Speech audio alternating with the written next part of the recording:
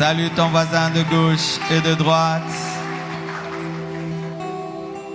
Soyez les bienvenus dans la présence de Dieu ce matin. Nous allons continuer nos enseignements sur comment faire un bon jeûne. Amen. Nous sommes en train de préparer notre jeûne qui sera un jeûne de 21 jours qui ira du 30 au 19 février. Dans ce jeûne, nous allons prendre de l'eau pendant la journée. Le soir après le culte, nous prendrons des légumes et nous allons dormir par terre. Pour ceux qui sont incapables de le faire, vous allez dormir par terre mais sous des petites mousses. Et pour ceux qui sont convaincus d'accomplir littéralement la parole de Dieu en se oignant pas, nous vous encourageons à cela. Mais si vous n'en êtes pas convaincus, vous pouvez vous oindre. Amen. Ainsi, nous invitons nos frères et sœurs qui sont sur Internet de faire ce jeûne avec nous à partir du 30 janvier jusqu'au 19 février. Et si Dieu nous fait grâce, nous allons commencer à faire passer cela sur Facebook Live. Ça vous permettra d'être branchés avec nous et de prier et de suivre tous les enseignements qui seront donnés sur la destinée. Que Dieu vous bénisse. Nous sommes debout afin de lire la parole de Dieu. Nous sommes dans Ésaïe 58, verset 3, et puis versets 12 et 13. Ésaïe 58, verset 3. Vous y êtes? 1, 2, 3. Allons-y. Que nous sert de jeûner si tu ne le vois pas, de mortifier notre âme si tu n'y as point égard. Voici le jour de votre jeûne, vous vous livrez à vos penchants et vous traitez durement tous vos mercenaires. Nous sautons, nous sommes au verset 12 et 13. Les tiens rebâtiront sur d'anciennes ruines. Tu relèveras des fondements antiques, on t'appellera réparateur des brèches, celui qui restaure les chemins, qui rend le pays habitable. Mais il y a une condition, verset 13, si tu retiens ton pied pendant le sabbat, pour ne pas faire ta volonté en mon saint jour, si tu fais du sabbat tes délices, pour sanctifier l'Éternel en le glorifiant, et si tu l'honores en ne suivant point tes voies, en ne te livrant pas à tes penchants et à des vains discours. Que Dieu bénisse sa parole. Asseyez-vous, s'il vous plaît. Amen. Le jeûne est efficace. Amen. Mais il est efficace si nous jeûnons comme Dieu le veut. Hier, c'était le mariage coutumier de ma sœur et j'ai appris que l'année passée, pendant le jeûne de 40 jours, elle avait jeûné, elle avait dit à Dieu, l'année prochaine, en la même période, je vais être mariée. Et Dieu l'a exaucé, elle est mariée. Amen. Quand tu jeûnes bien. Amen. Nous ne voulons pas vous pousser seulement à jeûner. Nous voulons vous pousser à bien jeûner. Et mon enseignement ce matin sera très simple, de sorte même qu'un enfant de l'écodime peut comprendre. Je vais vraiment éviter tout ce qui est compliqué pour que tout le monde comprenne et je ne serai pas long. Amen. Au verset 3, nous voyons Israël qui est en train de se plaindre de tous ces jeûnes inutiles qui n'ont pas porté du fruit. Il dit, ça nous sert à quoi de mortifier notre âme si tu ne vois pas, si tu n'exauces pas? Mais Dieu répond, parce qu'Israël se plaint. Et Dieu répond et il montre qu'Israël jeûne mal. Il jeûne, c'est vrai, mais pendant le jeûne, Israël s'est livré à ses penchants. Amen. Et aujourd'hui, je veux parler des penchants, des penchants. Vous allez voir, cela revient même au verset 12e, plutôt 13e, où Dieu dit « En ne te livrant pas à tes penchants et à des vains discours. Amen. Frères et sœurs, j'aimerais vraiment que tu comprennes qu'est-ce qu'un penchant. Il y a des mauvaises penchants, mauvais penchants. Ce sont des péchés. Quand on parle de penchant, il y a le terme pencher. Pencher. Le penchant négatif est une infirmité de l'âme. C'est un défaut de caractère. C'est un péché que tu as. Et Israël, lorsqu'il jeûnait, il continuait à pratiquer ses penchants. Il demeurait dans le péché. Et c'est ce que je remarque des fois. Dans le jeûne, nous nous privons de nourriture, mais pas du péché. Vous voyez? Nous nous privons de nourriture, mais nous continuons à commettre nos péchés. Alors tu vas voir quelqu'un, il vient et dit, ces derniers temps, je suis en jeûne et prière. Son problème, c'est seulement la nourriture, mais ce n'est pas d'abandonner son péché. Ça, c'est un penchant négatif qui anéantit ton jeûne. Frères et sœurs, le jeûne ne force pas Dieu à agir. Amen. Dieu reste Dieu avant le jeûne et après le jeûne. Mais dans le jeûne, tu te mets à part pour être sensible à Dieu. Alors si quand tu jeûnes, tu penses que le fait seulement d'avoir un ventre vide fera que Dieu puisse oublier ses principes de sainteté, tu te trompes. Quiconque voudra jeûner doit abandonner ses penchants. Mais aujourd'hui, je ne vais pas trop insister sur les mauvais penchants, vous les connaissez. Je vais parler sur les bons penchants. C'est-à-dire des bonnes choses que nous aimons, mais pendant les jeûnes, que Dieu ne voudra pas. C'est là que le diable souvent nous tend des pièges. Les bons penchants. Des bonnes choses que tu aimes, mais qui dans le jeûne deviennent le péché. Retenez ceci. Le jeûne transforme les choses. Si je dis à Dieu, pendant mon jeûne, je ne toucherai pas les fleurs. Si je touche une fleur, j'ai fait quoi? J'ai péché. Mais est-ce que toucher une fleur, c'est un péché? Mais le jeûne transforme les choses. C'est pourquoi tu ne peux pas jeûner comme tu veux, parce que le jeûne transforme les choses. Israël, lorsqu'il jeûnait, se livrait à ses mauvais penchants, mais aussi à ses bons penchants. Et Dieu dit maintenant, tu ne fais pas du sabbat ton délit. C'est-à-dire, je ne suis pas le premier dans ton jeûne. Lorsque tu jeûnes, tu dois faire de Dieu le premier. Je donne encore. Est-ce que avoir des amis, c'est un péché? Mais qui peut aller en lune de miel avec ses amis? Si tu amènes tes amis en lune de miel, qu'est-ce que ça va faire? Ça va créer un problème. Mais l'amitié n'est pas mauvaise. Mais c'est une période dans laquelle tu dois être tellement concentré sur ta femme, ton mari, que ça devient un problème. Pareil aussi avec le jeûne. Tu dois être concentré sur Dieu de sorte que même ce qui était bon peut devenir mauvais. Je vais vous parler des bonnes choses qui peuvent devenir des mauvaises choses. Et je vous assure, à cause de cela, beaucoup de gens jeûnent et sortent tels qu'ils sont entrés parce qu'ils se sont livrés à leur penchant. Les penchants sont des petites choses. Je les appelle des renards. Lorsque vous lisez la parole de Dieu, dans Juge 15, verset 4, la Bible dit, Samson s'en alla.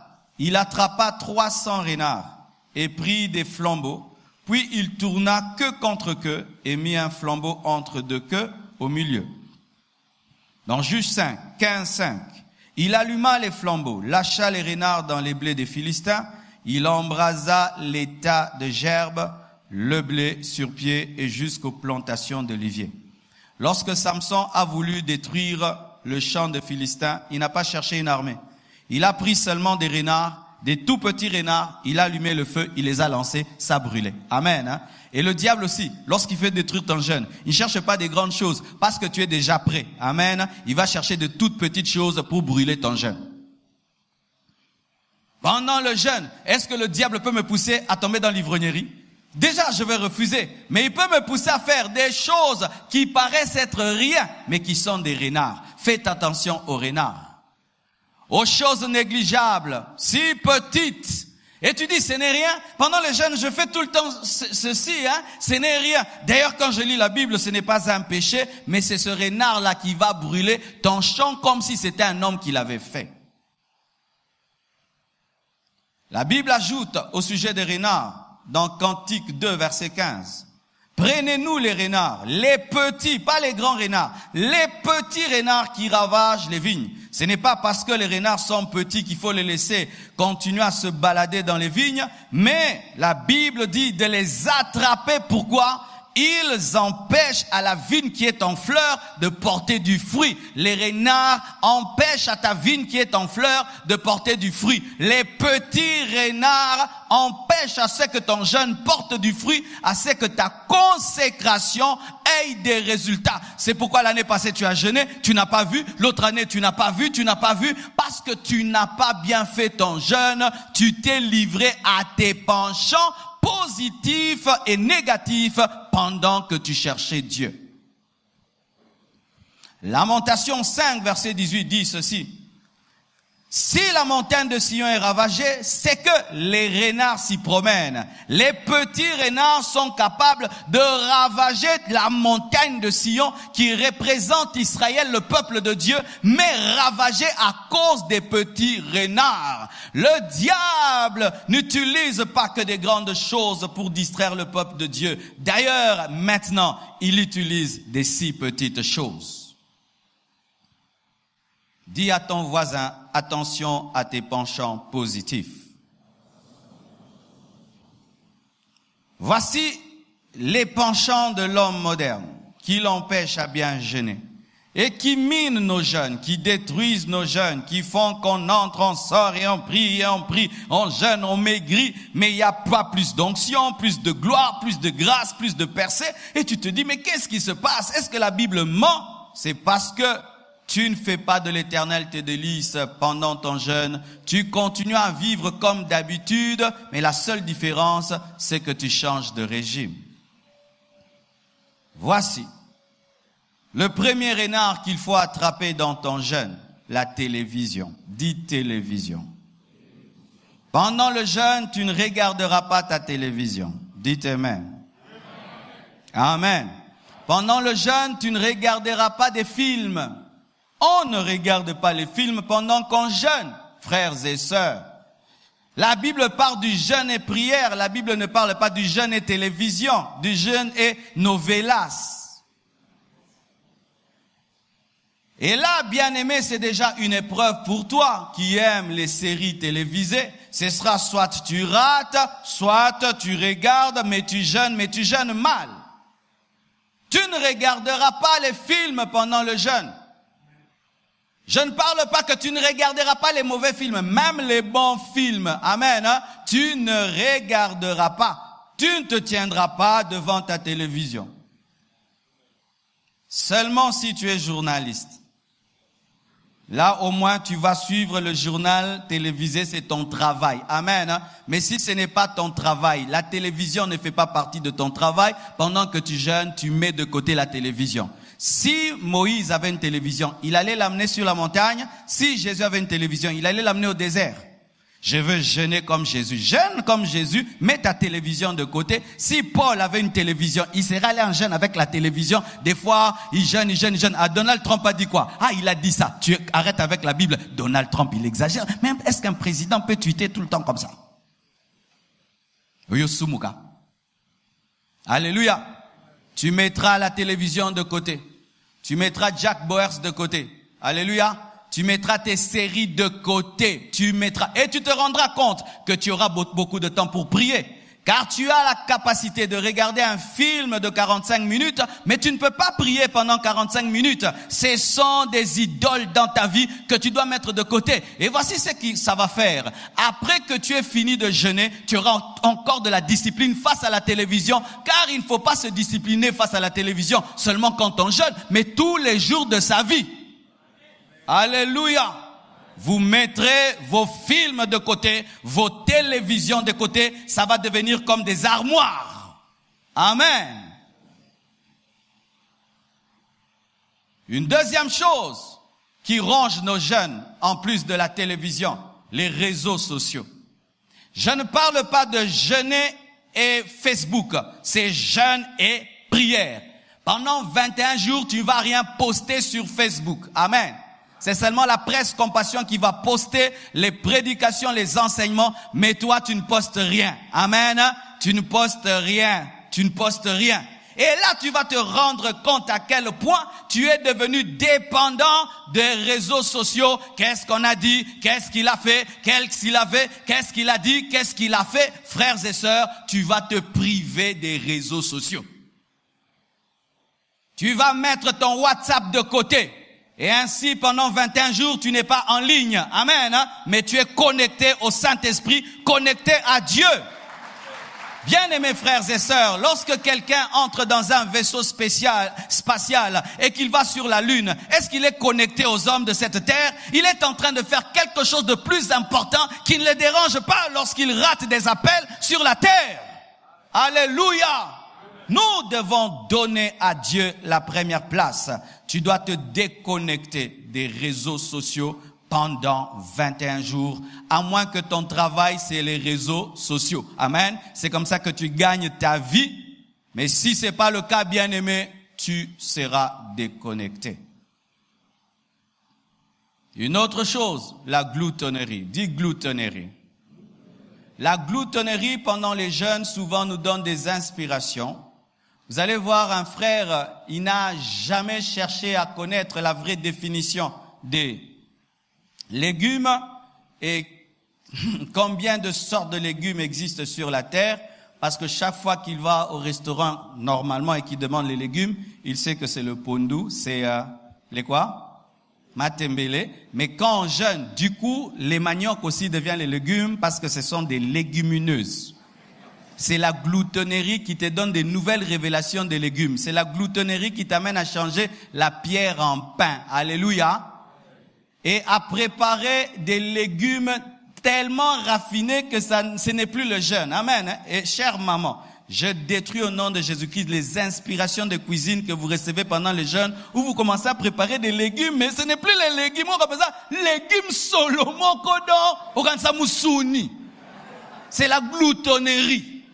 La Bible nous dit que Daniel ne mangeait plus rien de délicat. Ne préparez pas des aliments délicats. Pendant le jeûne, ne préparez pas des aliments délicats. Donc, ponduka wana balubara nengezalaka wana kaka.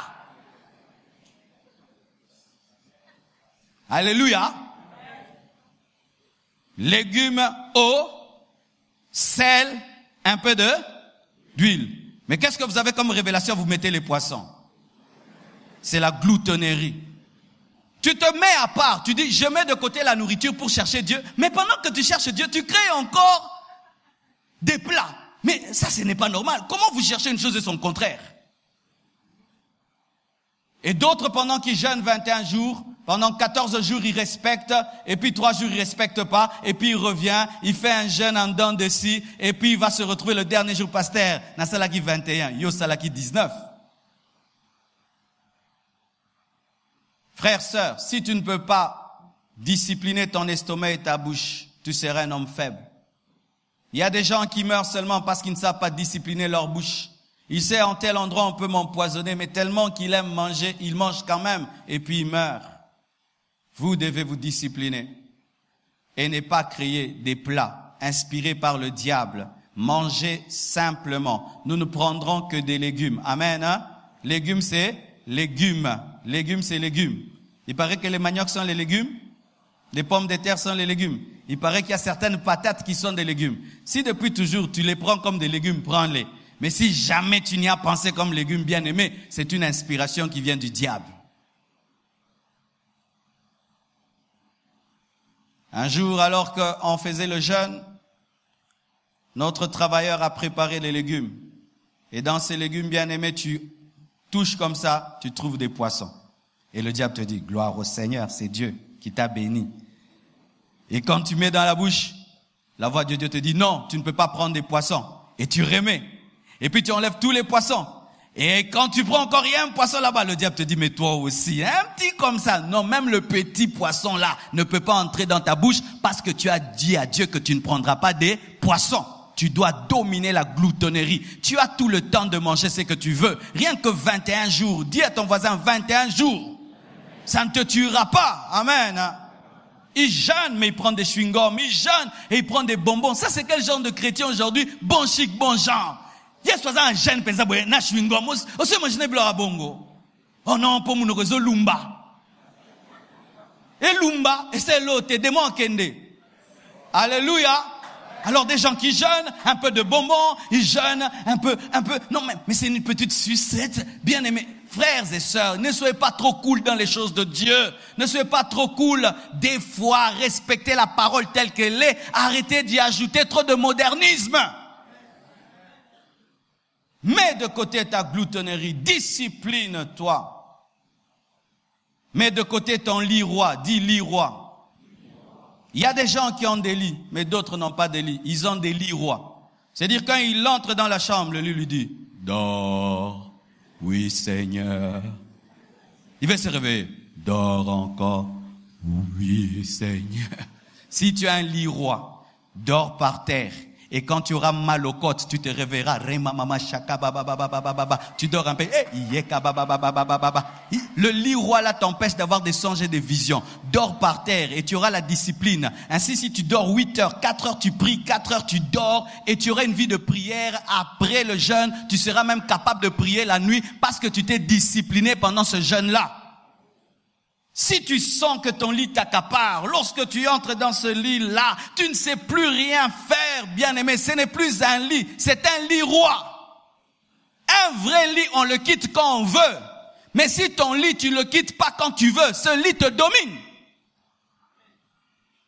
Le lit, on le quitte quand on veut. À 5 heures, je suis debout. Et tu es debout. À 4 heures, tu es debout. Mais si tu dis à 5 heures, je suis debout, tu en sors à 10 heures. Lit roi. Beaucoup de chrétiens échouent dans la vie, n'ont pas de puissance parce qu'ils ne savent pas dominer leur sommeil et ne savent pas dominer leur lit. C'est pourquoi des fois il faut quitter son lit, prier à même les sols afin de se discipliner face au confort.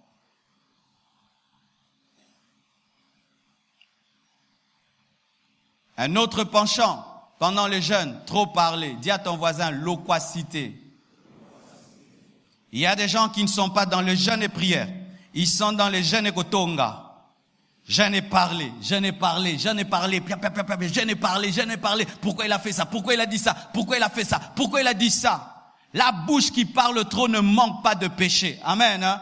Et s'il y a un temps où tu dois discipliner ta langue, c'est pendant le jeûne. Comment quelqu'un peut être en jeûne, mais il est dans les critiques, il est dans les querelles. Et bizarrement, certains se livrent dans les critiques dans l'église. On fait une retraite à l'église et autant de pauses, autant à Moutou. Fallait rester à la maison. Il fallait rester à la maison.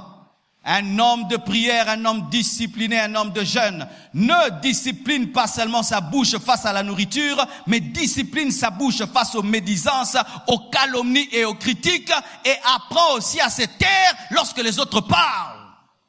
Des fois dans la vie bien-aimée, il faut se taire seulement. Tu as quelque chose à dire? J'ai rien à dire. Tu veux ajouter quelque chose? Il n'y a rien à ajouter. Pas de commentaire, j'ai pas de commentaire. Il y a des frères à la borne à un temps. Ils avaient fait un jeûne de 6 jours ou 7 jours. C'était un jeûne où ils mangeaient, mais ils ne parlaient pas. Bien aimé, c'était difficile. Hein? Vous priez, Aramamamachan, Amen, Amen.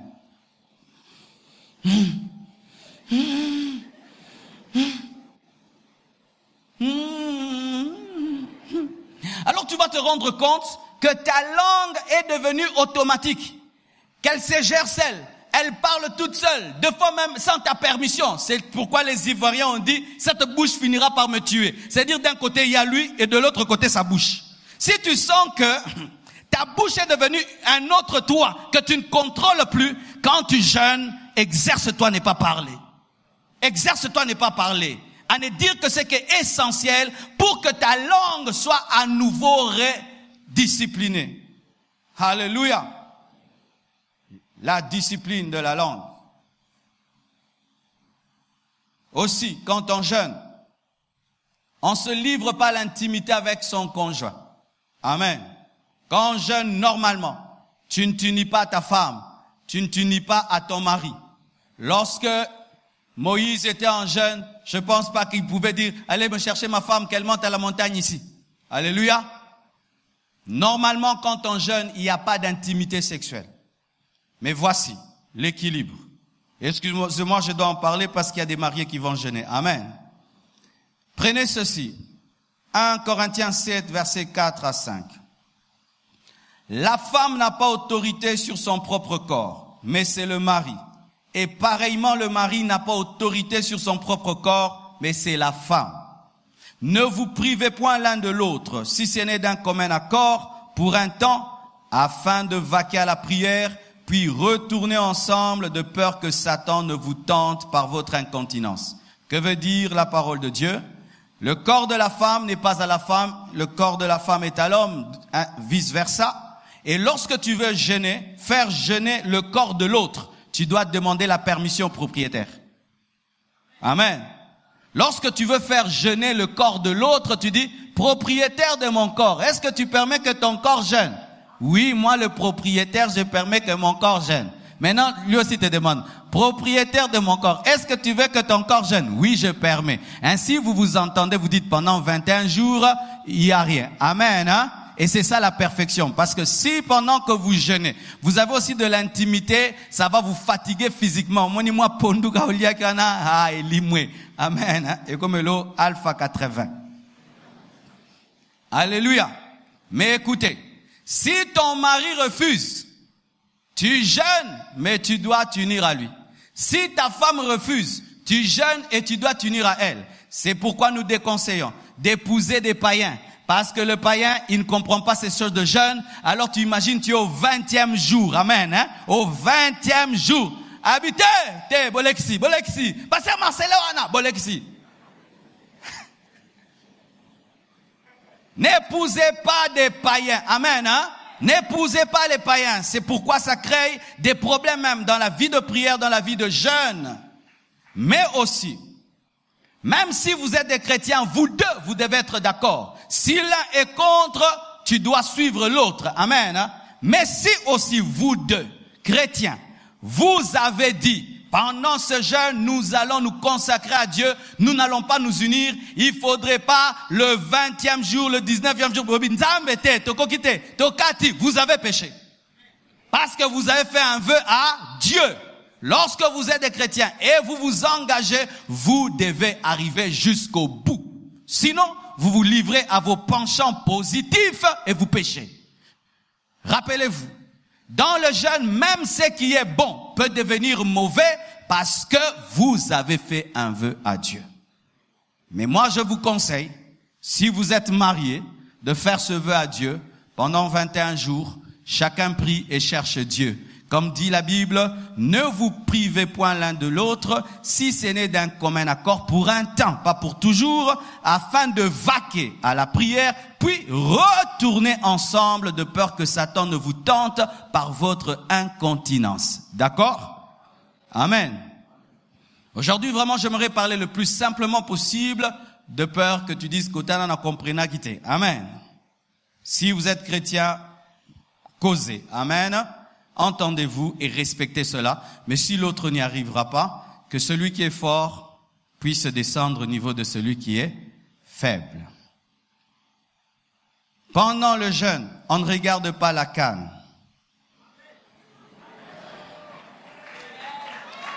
Amen. Oui. Bah frère, alléluia. Alléluia. Bah frère, alléluia. On ne regarde pas la canne. Vous ne regarderez pas la canne. C'est votre penchant. D'ailleurs, qui est devenu un grand penchant. Au point où les léopards au Congo sont devenus comme les lions de la tribu de Juda. Ah oui. Pendant le jeûne, on ne regarde pas les footballs. On ne regarde pas le match. Même si c'est final. RDC contre Cameroun. Au Betchangokara. Charabasakaba. Au Kabela Onzambe. Je vous dis la vérité.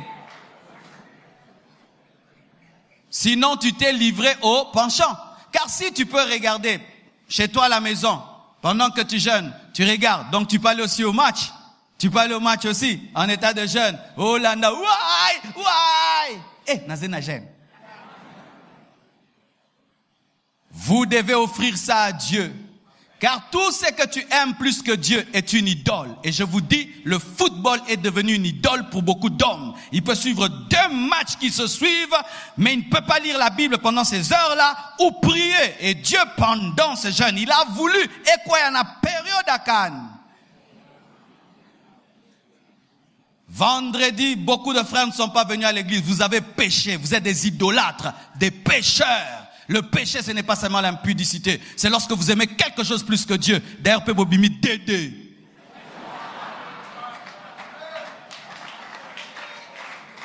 Tu as fui l'église pour suivre un match.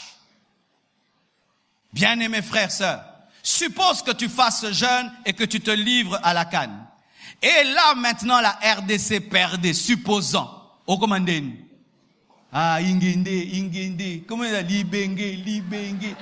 Comment il libenge? Pendant que était acheye, au bossani nini, que Daniel, tanga kuta qui na présence ensemble. Anjayaki, au bossani comme l'ingende, soki ki.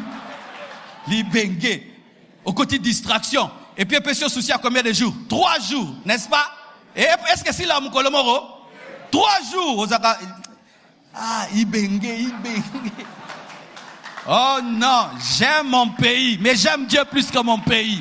J'aime mon pays, mais j'aime Dieu plus que mon pays. Et si je dois choisir entre la présence de Dieu et le foot, le choix est clair. Je choisis la présence de Dieu. Je choisis la présence de Dieu.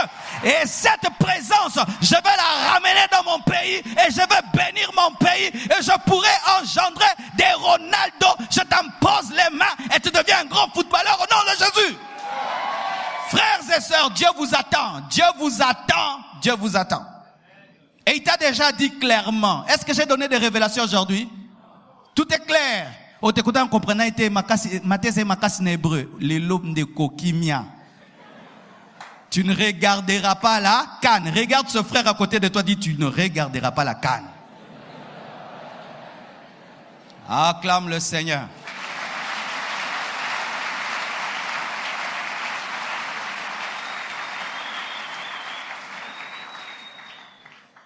Tu seras seulement en train de prier. Ogika, wow!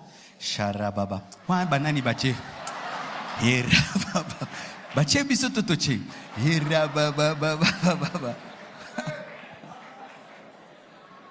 Il n'y a pas que la nourriture à mettre de côté. Il y a aussi tes penchants. Il y a aussi les petits renards. Et je t'assure, le diable t'attendait. Il t'attendait pour te distraire au travers des renards. Et tu sors de ton jeûne, tu n'as rien du tout. Mais je t'assure, si pendant ce jeûne, tu mets de côté tes petits renards, tous tes penchants, je n'ai pas tout cité. Certains, ce sont les jeux Nintendo. Amen, hein? Jeux Nintendo. Dès qu'on a âge na yo penza, il faut doser. Amen, hein? Et ça normal tem kolobo et molinga jeux Nintendo makasi vraiment déco tikalango moana pour azoko kwa yebiso te na yebiso ke e ça bien te na âge na yo Nintendo makasi PS4 vraiment et ça bien te il faut tika. Il y a tellement d'autres choses, tellement, il y a tellement de passion. Même les femmes, vous maquillez. Je n'ai maquillage. Non, maman. Oui, je vous regarde. Je n'ai maquillage. Non, c'est pas normal. Tu es en jeûne, mais tu te maquilles. Non. Sois belle, sois présentable. C'est vrai, tu ne dois pas montrer aux gens que tu jeûnes, mais quand même aussi, tu dois être simple. Mais c'est pas jeûne et maquillage. Aux encatia jeûne, rouge, bleu. Non, simple. Tout ce qui est penchant, tout ce que tu aimes beaucoup pendant le jeûne, tu le mets de côté pour que Dieu soit le centre de ta vie et tu verras sa main. Que Dieu vous bénisse abondamment.